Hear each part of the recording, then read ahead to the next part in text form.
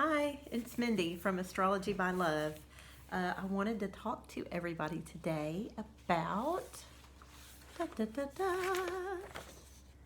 Joe Exotic. Yay! So I'm sure everyone has heard about Joe Exotic by now. This is a new documentary that is on Netflix, and it has a lot of extreme personalities in it, and I think Joe Exotic was everybody's favorite. So I was able to find his birthday and birth time online. I've printed this chart off of astrology.by.love. Joe Exotic is born March 5th, 1963 at 9:14 p.m. and he was born in Garden City, Kansas. So that's March 5th, 1963, 9:14 p.m., Garden City, Kansas, if you want to go to astro.com and print off a chart and follow along. So I'm going to start with Joe's sun. So the sun, represents our ego, our inner self, like who we are at our core. And it also, in our chart, tells us about our father figure in our life. Joe's sun is in Pisces, over here in the 5th house, and Pisces is a water sign. It's very emotional. It's also a mutable sign and can go with the flow.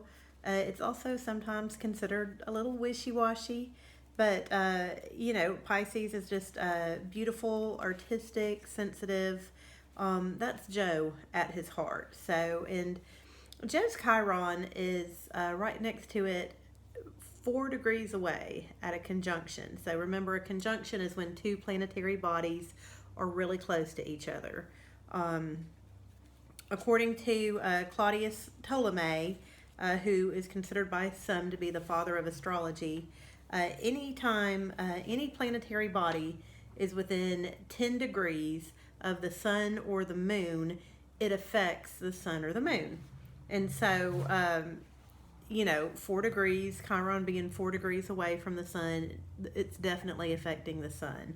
And so what that tells us when we see Chiron that close to the sun, Chiron is it's, some call it an asteroid, some call it a planetoid, but it has it circles between Uranus and Saturn. So it's known as the wounded warrior. It's Chiron tells us where in our life we've been hurt, typically to the point that we don't ever really get over it, but out of that wound we help and heal others. Joe's Chiron, like I said, 4 degrees from the sun. So this shows us that his wound comes from his father in some way, and it's a wound, like I said, so deep that he doesn't ever really get over it. We saw this on Tiger King. Joe told us about telling his father he was gay, coming out to his father, and his father rejected him. Even if you don't like your father, even if you're not getting along with your father, that is rough. That is a deep wound. And we also got to see how Joe handled it, how he kind of heals others from it. We saw Joe accepts what a lot of people in society would call, rejects, people who aren't necessarily accepted everywhere. Joe took in recovering addicts. He took in people who had just gotten out of jail. He gave them jobs. He gave them places to live. No, they didn't seem to be great by normal standards, but if you're just getting out of jail or you're recovering from drugs, you're grateful. And Joe was kind of a father figure to these people, and he took them in and he took care of them, and he accepted them because he was rejected by his father. So that was the Chiron wound there. Something else that is super interesting, Pluto is exactly opposite Joe's Chiron. So that is right here in the chart. So Chiron is at 10 degrees 46 minutes of Pisces. 10 degrees 46 minutes. Then you come up here, Pluto is in retrograde in Virgo, 10 degrees 46 minutes exact. So I found a really extensive article online about the Pluto Chiron contacts. It was really interesting. I'll put the link down below so y'all can read it too. It's very long. But essentially, in mundane astrology is the astrology of places and people groups. So it talks about like what's going on in the sky and how it affects the people in general on the earth. So in mundane astrology, anytime Pluto is opposite Chiron, it causes a frenzy or hysteria or mania. When this combination is in someone's natal chart, it makes them sensational. So that is pretty much what I saw with Joe Exotic happening on Tiger King. So anyways, I went and Googled March 5th, 1963. I wanted to see what was happening the day Joe was born. That day, it showed up, is known as the darkest day in country music. So Opry stars from the Grand Ole Opry, Opry stars Cowboy Copas, Hank Shaw Hawkins, Randy Hughes, who is a guitar player, and Patsy Cline died in an airplane crash. So you had 4 country stars die that day, and it caused a frenzy. People were upset. The nation was mourning. Now, Pluto was retrograde at this time, so it was appearing to move backwards in the sky. Earth had lapped it. So later in 1963, Pluto starts moving forward. Well, also later in 1963, Chiron goes retrograde. So they meet in the sky again on September 13th, 1963. A quick Google search, I could not find any sort of hysteria or frenzy that was going on. However, 2 months later, Chiron stations to go direct. And the day it stationed to go direct was November 22nd, 1963. Now, on that day, America's president was John F. Kennedy, and he was assassinated on that day. I thought that was pretty interesting, and then I moved it forward, and I said, well, when did they come back in contact again? Because at this point, Pluto had passed Chiron, because Chiron was retrograde. So Chiron starts moving forward again, and on February 17th in 1964, it meets again. Now, 6 days before it met, the Beatles played for the first time in the United States on the Ed Sullivan Show.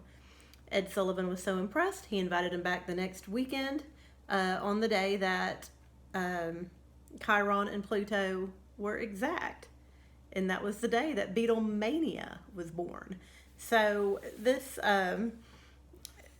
Pluto opposite Chiron, anytime you see Pluto opposite Chiron in mundane astrology or a natal chart, you should be thinking sensational, frenzy, hysteria, and mania. And like I said, that's pretty much Joe Exotic on Tiger King. So that's definitely why we know Joe. And people with this opposition in their natal charts at some point in their lives will be the center of a frenzy, mania. They will be sensational. Joe, I think your clothes are fantastic. I love, all the cowboy shirts with the sequins. That's awesome. You can't just go down the street in Oklahoma and get that. That is well thought out stuff. Go, Joe. So, anyways, all that just to describe his sun. So next, we're going to talk about his moon. I gotta be honest, I laughed a little bit when I saw his moon. It's super complicated and very dramatic. So his moon is up here in his 10th house. We've got the moon, we've got the north node, and we've got Mars.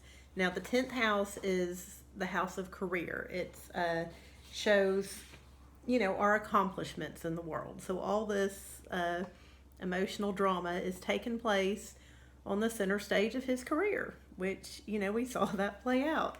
So the first thing I noticed about his moon, it is 2 degrees away from the north node of the moon. So if that was absolutely all that was going on with Joe's moon, that is still a handful. when the North Node is conjunct the moon, it makes the person extremely emotionally off balance, or they are attracted to and attract people who are extremely emotionally off balance. We're talking big drama. I looked up celebrities who had North Node conjunct the moon, and the first couple of names that I recognized were Robin Williams and Charles Manson. So I'm sure they had other things going on in their chart as well, but just to give you an idea, when the North Node is conjunct the moon, that is a doozy. And Joe has that going on. So now, remember, Mars is also there. So let's throw Mars in the mix. Mars is in Leo. Leo's represented by a big old cat, a lion. And when Mars is the part of ourselves, it's our direction. It's how we go after things. It's our impulses. And so Mars in Leo is a go-getter. It goes after what it wants, and it does it in a big dramatic way. And so when Mars is with the moon, it shows someone who is emotionally impulsive. They wear their heart on the sleeves, and of course, like I said, when Mars is in Leo, there are huge gestures of love and huge dramatic gestures of hate. So you don't have to wonder, what somebody's emotions are when Mars and the moon are there, because if they hate you, you're going to know it. And if they love you, you are going to know it. Now, Cancer is also, so Joe's moon is in Cancer. So the moon is already, it's in its home sign. It's already super emotional. Cancers are super emotional. And, Mars brings its drama to it. And like I said, the North Node throws it off balance. So when someone like Joe meets someone like Travis Maldonado, a month later they get married. That's super impulsive. That is super going after what you want. That's and better yet, we get to see him get irritated at Carol Baskin's harassment. I'd be aggravated at her too. I don't know that I'd walk around saying I want her dead though, but when Mars and North Node and the moon are there, you do. So once again, this is enough. This is enough of a handful what I've just talked about. But we've also got a pretty close, the moon's at 2647 of Cancer, and Jupiter is at 23 degrees of Pisces. So Pisces is very emotional as well, and Jupiter is Jupiter is the planet of expansion and abundance. Whatever it touches, it multiplies. So we already had big, super impulsive emotions, and Jupiter just comes in, makes them even bigger, makes them even grander. We're talking fireworks. We're not talking a dozen roses. We're talking 100 dozen roses. We are talking huge. And so that Jupiter in Pisces trines the moon, it's huge, huge, huge. But now we still got to add to it. So we've got this Mars North Node moon conjunction right here, and it is opposite, where is it? Opposite Venus. So, and they don't always show south nodes in the chart, but the south node is exactly opposite the north node always. Same degrees, opposite sign. So the south node is at 2853 of Capricorn, and it is conjunct Venus at 1 degree 54 minutes of Aquarius. So this Venus opposition is gut-wrenchingly horrible. So when Venus is, and so Venus is in Aquarius, okay? Aquarius is concerned about the universal good for man. Aquarians are intellects. They don't get super emotional. They think about things. They ponder things. they've got to have their mind going at all times. That is how you get to the heart of Venus and Aquarius.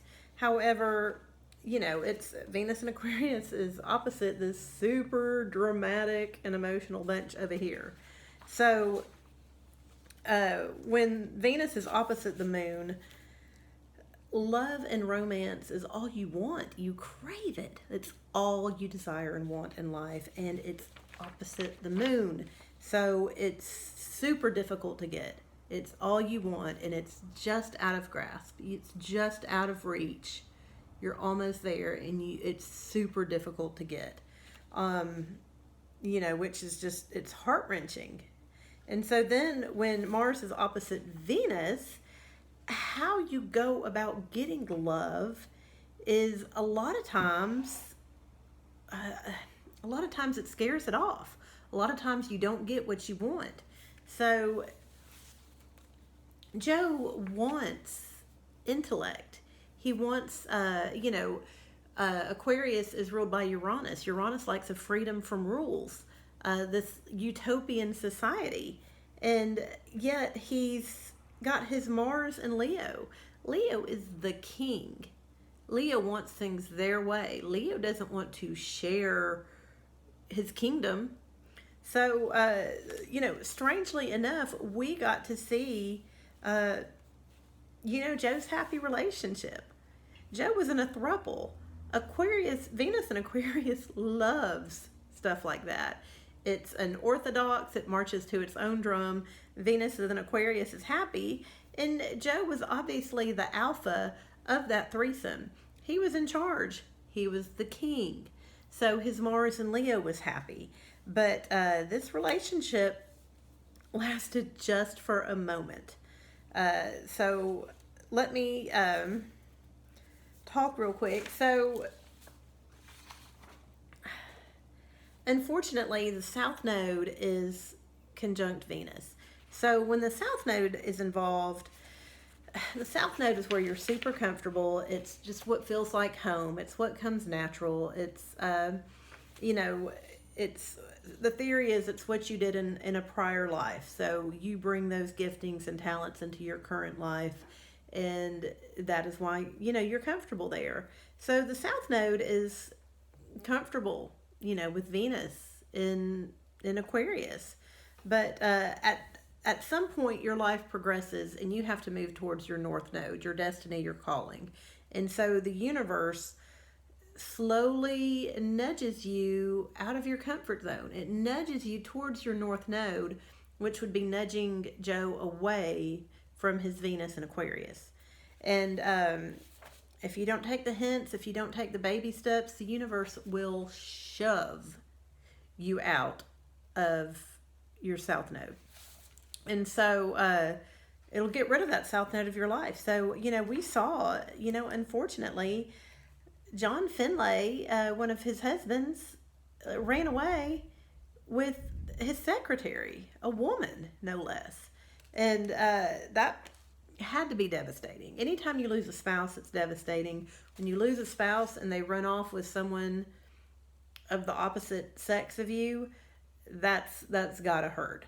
And then we, even more tragic, we saw Travis Maldonado, his other husband, accidentally shot himself in the head. That is rough. That is rough. And so I want to go back real quick and also point out there is the slightest square from Mars here to Neptune. So the degrees are very, very wide. It is the slightest energy. When Mars is square Neptune, it can cause homosexual impulses. You have delusions and fantasies about men. It can also give you delusions and fantasies about who you are after. So when Mars is square Neptune, you are attracted to people who are below your station in life somehow. Either they're not as smart, maybe they don't have as much money, maybe they are not as socially connected, but there's something about them that is below where you are, for lack of a better phrase. And however, you see them as above you. You see them as even better than you. And so, an interesting point is that Travis Maldonado, his Jupiter, planet of expansion, blessings, abundance, was 2 degrees away from Joe's Neptune. So Travis came into Joe's life and didn't just cause, little illusions about him, caused huge illusions about him. Joe saw Travis as like the ultimately perfect man. Nobody better in the world than Travis. So, just super gut-wrenching. Like, if I ever run into Joe Exotic out in the real world, I'm just going to have to give him a hug. The man just needs a hug. He is full of love. He is sensitive. He tries, huge trying, and it's kept away from him and jerked away from him and just at his fingertips. It's rough. So, anyways, let's move on. So there are a few planets we haven't discussed. Mercury is in Aquarius in Joe's 5th house. So let's see, that's right here.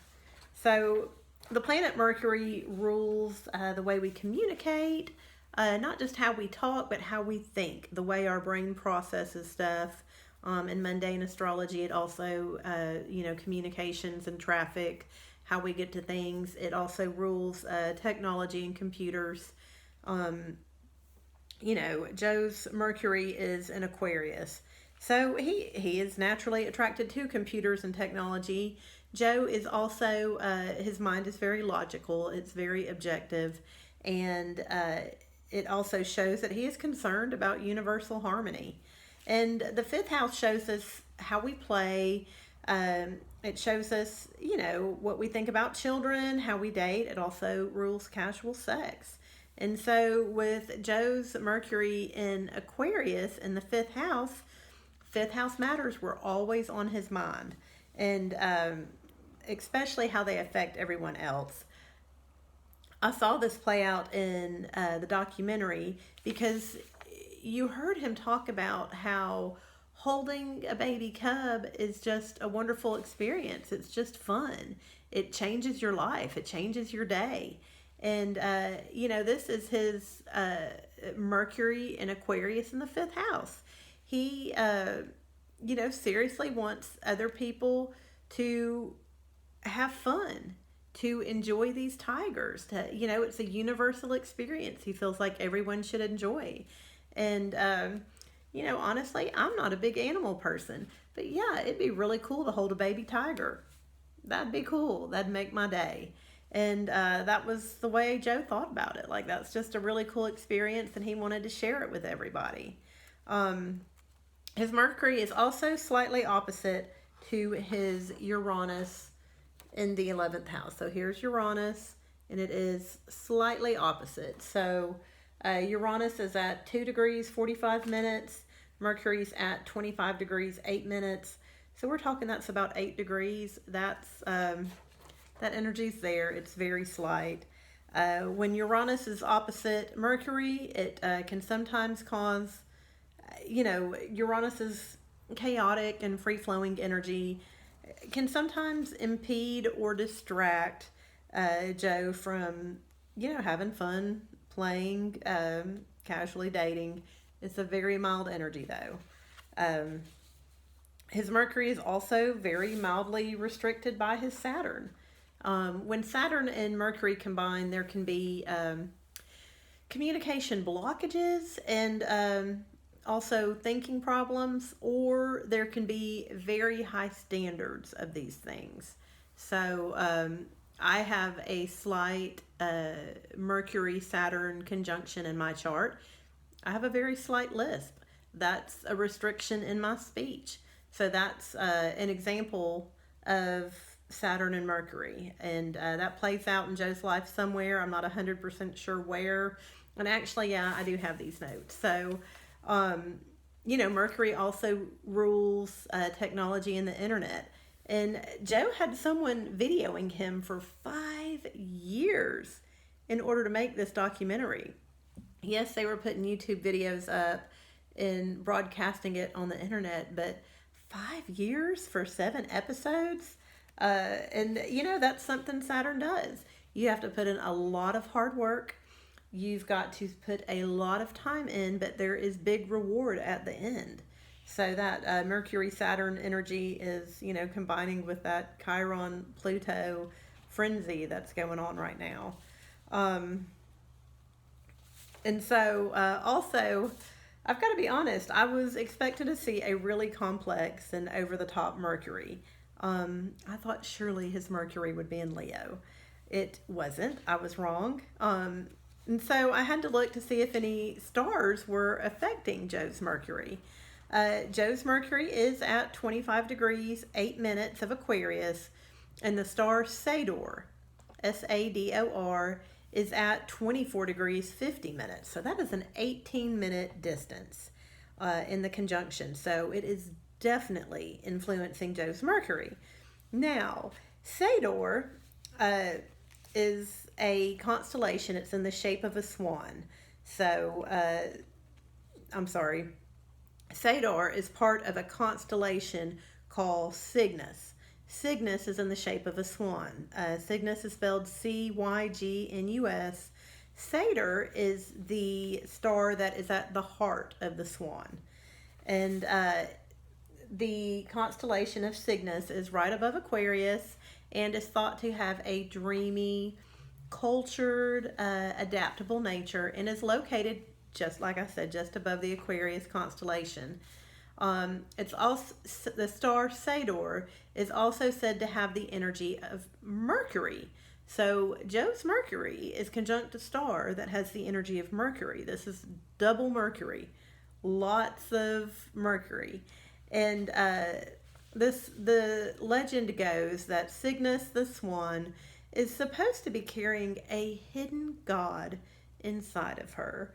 And I kind of giggled reading that, wondering if that's how Joe thinks. If Joe thinks that there is a hidden God inside of him. One thing that I guess amused me or caused me awe through most of the documentary is Joe's confidence. Joe's confidence. It was amazing. So that man keeps getting knocked down, and then he decides to run for president. And he gets knocked down, so he says, hey, I'll run for governor. And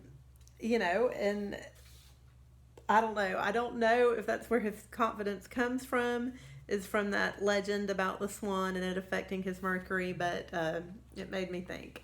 So lastly, I did want to talk to y'all about how the influence of the tigers and the animals comes from in his chart. I really thought I'd see a lot going on in either Virgo or the 6th house. And, possibly a little bit in Leo. And we did see some of this in the chart. But I did want to talk... I did want to talk about, specifically where the animal and tiger influences came from. So, my last video was on Michael Jackson, and I went into the 6th house quite a bit there. The 6th house shows you pets and routines around pets, and also has the energy of giving a lot without getting a lot. So, Joe said in the documentary he spends $750,000 every year on feeding the tigers. In my mind, that's giving a lot without getting a lot. So, wow. Yes, Jupiter is in Joe's 6th house. So, it is expanding his daily routines, expanding his pets. He doesn't just have a kitty cat. He's got tigers. He's got lions. And to the point that he essentially has servants taking care of them. Don't get offended by the word servant. Go watch the Michael Jackson video where I talk extensively about the sixth house. And, you know, Jupiter does have its contacts to the conjunction in his 10th house. So, like I said, Jupiter's 23 degrees, the moon 26, and this Mars energy in Leo is definitely there. So that big cat energy does flow to his 6th house in Jupiter. And also, the 6th house traditionally is ruled by Virgo. And we can look over here, Pluto and Uranus are, you know, Pluto, the planet of obsession, stalkers, like really, really, really, really wanting something and paying attention. That's Pluto. And then Uranus, chaos, destruction, all that is, you know, referencing the 6th house. And anyway, so I did honestly expect to see more in his 6th house like Michael Jackson had. But, you know, it was still interesting all the same. So I really appreciate y'all hanging out with me today. You know, comment down below if there's a celebrity chart you want me to do. I'm hoping this is part of a series. I intend to do Doc Adler's chart next, and then I'm going to do Carol's chart, and then I'm going to do a synastry between Joe and Carol, and we're going to get to see why they hate each other so much, because it's there. Anyways, like and subscribe, and I appreciate you, and I'll see y'all soon. Thank you.